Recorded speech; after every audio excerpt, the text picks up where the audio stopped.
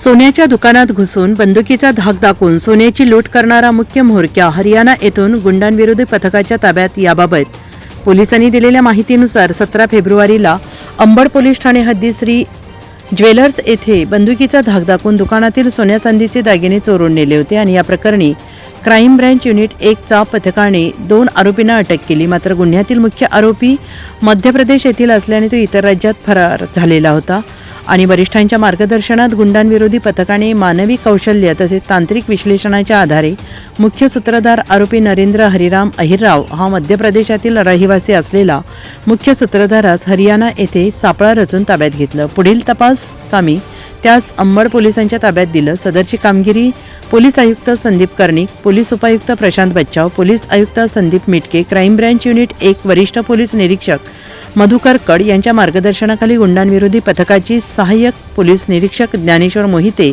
Police उपनिरीक्षक मलंग गुंजाळ, दिलीप सगळे, police अंमलदार Vijay Suryavanshi, Sunil लाडके, प्रवीण ठाकरे, भूषण सोनवणे, अक्षय गांगुर्डे, गणेश भागवत, राजेश राठोड, अशोक आघाव, सुनीता कवडे आदींनी ही कारवाई संयुक्तिकरित्या पार पाडली आहे.